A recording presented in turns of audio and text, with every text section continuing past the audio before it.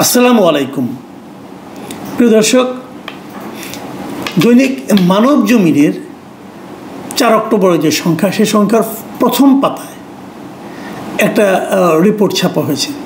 রিপোর্টের শিরোনাম হলো প্রফেসর ইউনূস নিজের রেকর্ড নিজেই ভাঙলেন। এটা দেখে আমি একটু আমার কাছে খুব ইন্টারেস্ট ফিল করেছি। আমি কি লেখা হয়েছে, কি নিজের কোন রেকর্ড উনি ভাঙলেন। তো পড়তে যেয়ে দেখলাম যে উনি আগের বার যখন জাতিসংঘ সাধারণ পরিষদে গত বছর যখন ভাষণ দিতে গিয়েছিলেন, সেবার তিনি কতজন নিয়ে গিয়েছিলেন, কতজন নিয়ে যেতে চেয়েছিলেন, এবার কতজন নিয়ে গেলেন, এই সংক্রান্ত এই সংখ্যা বিষয়ক রেকর্ডটা উনি ভেঙেছেন বলে এই রিপোর্টটায় লেখা হয়েছে। তো আমার হল রিপোর্টে কে লিখেছেন, তো শুরুতে কিছু লেখা নেই, শেষে দেখলাম লেখা মচৌ জিনিসটা কি।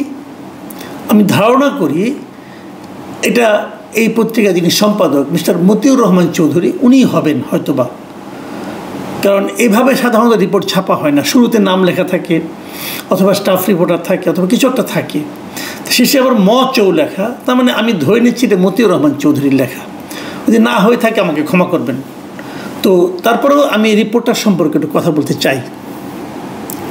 এই রিপোর্টে কি আছে বলা হয়েছে যে গতবার উনি প্রথমে বলেছিলেন যে 8 জন নিয়ে যাবেন, পরে গিয়েছিলেন 57 জনকে নিয়ে।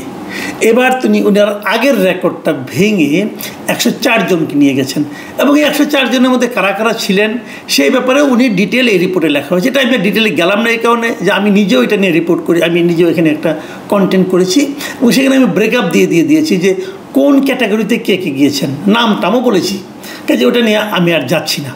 এবং কিভাবে ওখানে বিএনপির পক্ষ থেকে তারেক রহমানকে আমন্ত্রণ জানানো হয়েছিল, তিনি যেতে চাননি, তখন একজনকে নেওয়া হয়েছিল, পরে আবার শেষ মুহূর্তে পররাষ্ট্র উপদেষ্টা কীভাবে পুরো একটা ভজগোটো পাকালো, উনি 2 জনের নাম বলেন বিএনপির, এবং 2 জনের নাম দেখে অন্য 2 দল আপত্তি করলে তাহলে আমাদের 2 জন নয় কেন, তখন তাদেরও 2 জন করে নেওয়া হলে, এই সমস্ত ইত্যাকার সমস্ত কাহিনী ওইখানে আসছে। কিন্তু এগুলো আমার কাছে মনে হয়েছে যে যদিও আর্টিকেলটার শিরোনাম যেটা ছিল তার সঙ্গে এই বিষয়গুলো কিন্তু মিলে যায়, কিন্তু এই রিপোর্টের শেষ দিকে এসে যে কথাগুলি বলা হয়েছে সেটা হলো কিছু দুর্নীতির কথা বলা হয়েছে। এবং আমার যেটা মনে হয়েছে, এই রিপোর্টটা যদিও শিরোনামে যাই থাকুক না কেন, এই যে দুর্নীতির যে বিষয়গুলো, এই বিষয়গুলি আসলে এখানে সবচেয়ে গুরুত্বপূর্ণ। এই রিপোর্টের শেষ দিকে কিন্তু উনি বলেছেন যে এতগুলি লোককে নিয়ে, শেষ দিকে না আগের দিকে বলেছেন এতগুলি লোককে নিয়ে গিয়েছে, তবে নিউ ইয়র্কে বিক্ষোভ হয়েছে, ডিম বৃষ্টি হয়েছে, সেগুলিও উল্লেখ করেছেন।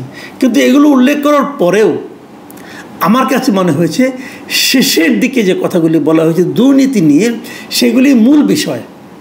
আমি ওই দুর্নীতির পার্টটুকু আপনার সঙ্গে একটু শেয়ার করতে চাই। যেমন আমি বরং পড়েই শোনাই।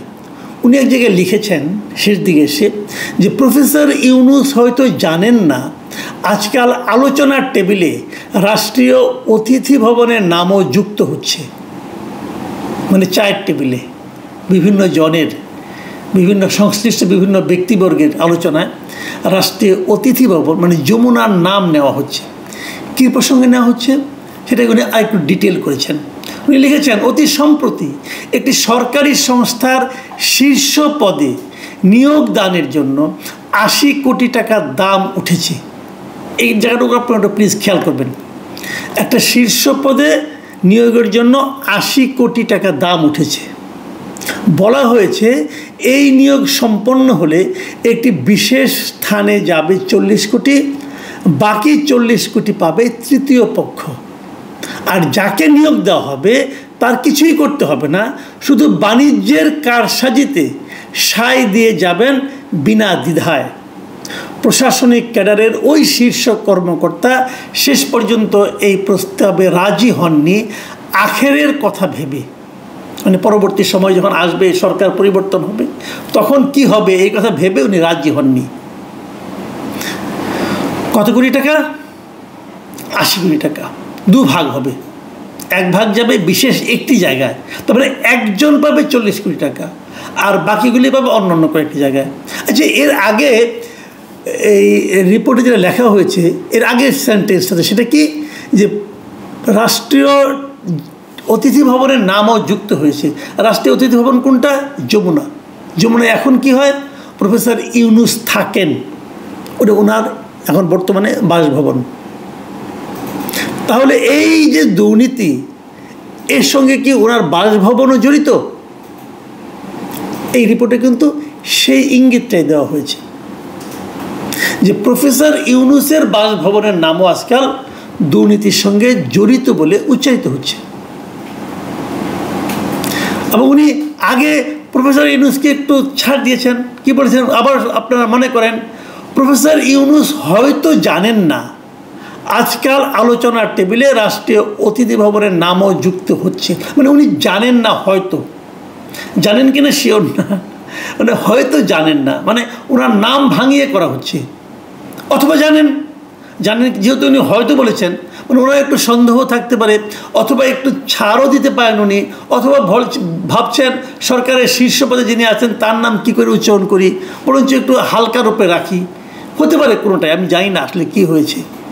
কিন্তু এই যে রিপোর্টটা, এই যে কথাগুলো, যে একটা পদে নিয়োগ দেওয়া হবে, 80 কোটি টাকা কন্ট্রাক্ট, 40 কোটি টাকা এক জায়গায় যাবে, আরও 40 কোটি টাকা আরেক জায়গায় যাবে, উনি রাজি হননি। যদি রাজি হতেন তাহলে 80 কোটি টাকা খরচ করে যদি রাজি হতেন, তিনি কত এখান থেকে ইনকাম করতেন? এবং এই যে ইনকামটা করতেন, কেন করতেন? কিছু অনৈতিক সুযোগ সুবিধা দেওয়ার মাধ্যমে। এই অনৈতিক সুযোগ সুবিধাগুলো দেওয়ার মাধ্যমে আলটিমেটলি কার ক্ষতি হতো? কার? এদেশের জনগণের। এদেশের জনগণের ভাগ্য নিয়ে ইনারা ছিনিমিনি খেলছেন। এদেশের জনগণের ভাগ্যকে, যাদেরকে আমরা দায়িত্বে বসিয়েছি, ওনারা নিলামে তুলছেন। কি বলবেন? এই সরকারকে এই মচৌর লেখা এই রিপোর্টকে অস্বীকার করবেন, প্রতিবাদ করবেন? অত সহজ হবে না। মচৌ বলতে আমি যদি মতিউর রহমান চৌধুরীকে বুঝিয়ে থাকি, এবং যদি উনি সেটা হয়ে থাকেন, উনি এত কাঁচা কাজ করার লোক না রে ভাই। যখন লিখেছেন তথ্য প্রমাণ নিয়েই লিখেছেন। আমি কিন্তু যে যাই বলুক, আমি এই রিপোর্টকে কিন্তু আমি ভরসা করছি, কারণ ওনাকে আমি চিনি। কাজেই এই রিপোর্টটা আমি ভরসা করছি। ঘটনা এরকম ঘটেছে, একটা আলোচনায় এসেছে, তাও আসতো না যদি এখানে যমুনার কথা উচ্চারিত না হতো। এরকম ঘটনা অনেক ঘটছে, এরই মধ্যে ঘটছে। মানে একটা গণ আন্দোলন, সেই গণ আন্দোলনের সুফল ভোগকারী যারা সাধারণ মানুষের হওয়ার কথা ছিল, সে সাধারণ মানুষ না, এখন কয়েকজন মানুষ এই সুফল ভোগ করছেন। আমি বাংলাদেশের আইন প্রয়োগকারী সংস্থাকে বলবো, এই সরকারের তো একদিন বিদায় হবেন। বিদায় হওয়ার আগে এবং পরে যারা দায়িত্ব পেয়েছিলেন সরকার চালানোর, কি উপদেষ্টা, কি সাহায্যকারী, কি বিশেষ সহকারী, এদের সবাইকে দেশ ত্যাগের উপর নিষেধাজ্ঞা দেওয়া উচিত। এবং নিষেধাজ্ঞা দিয়ে তাদের সবার কর্মকাণ্ড বিচার করার পর তাদেরকে ছাড়া উচিত। যারা বিচারে নির্দোষ প্রমাণিত হবেন তারা উড়াল দিবেন, কারণ এদের প্রায় সবাই 80% লোক, এদের সবারই দ্বৈত নাগরিকত্ব, সবারই বিদেশে যে থাকার সুবিধা আছে। কাজে সবাইকে আটকাতে হবে আগে। আটকে আমরা যাদের সন্দেহ করছি তাদের সবার চুলচেরা বিশ্লেষণ করতে হবে, তারপরে ওনার বাইরে যেতে পারবেন। এর আগে সব পাসপোর্ট সিজ করা উচিত আমি মনে করি।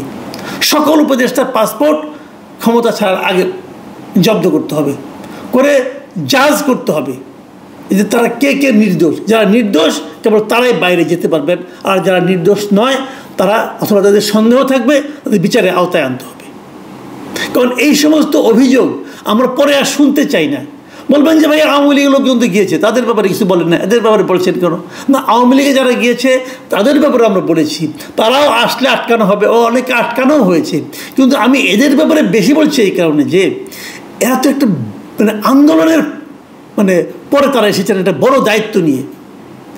যারা বড় দায়িত্ব নিয়ে এসেছেন তাদের ব্যাপারে আমাদের মধ্যে সন্দেহ কেন তৈরি হচ্ছে? তাদের কর্মকাণ্ড কোনো সন্দেহের ঊর্ধ্বে থাকতে পারছে না। এটা আমাদের জন্য বড় একটা উদ্বেগের বিষয়। এবং যদি শেষ পর্যন্ত দেখা যায় তারা এই সমস্ত দুর্নীতি, ক্ষমতার অপব্যবহারের সঙ্গে জড়িয়ে গেছেন, তাহলে কিন্তু পরবর্তী সময় আর কোনো গণ অভ্যুত্থান কিন্তু আমাদের এখানে হতে কষ্ট হবে। এটা স্বৈরাচারের জন্য, যে স্বৈরাচারী আসুক তাদের জন্য একটা ইতিবাচক দিক হবে। দেখুন এই রিপোর্টটা শেষ করেছেন কিভাবে সেটা আমি পড়ে শোনাই। শেষে লেখা হয়েছে, দুর্নীতির বিরুদ্ধে চমক লাগানো বক্তব্য হাজির করে প্রফেসর ইউনূস জনগণকে আশ্বস্ত করেছিলেন, তবে অতীত আর কোনোদিনই বর্তমান হবে না। কিন্তু দিনের শেষে হিসেব মেলানো বড় কঠিন। সময় পাল্টানোর সঙ্গে সঙ্গে ঘুষের রেট আরও বেড়েছে। এখন অনেকেই ঘুষ বলতে চান না, তাদের কথায় রীতিমতো লুট হচ্ছে। কে করছে লুট? কার প্রপার্টি, কার সম্পদ, কার অর্থ লুট করা হচ্ছে? জনগণের অর্থ লুট করা হচ্ছে। জনগণের অর্থ যারা লুট করছে তারা জনগণের শত্রু।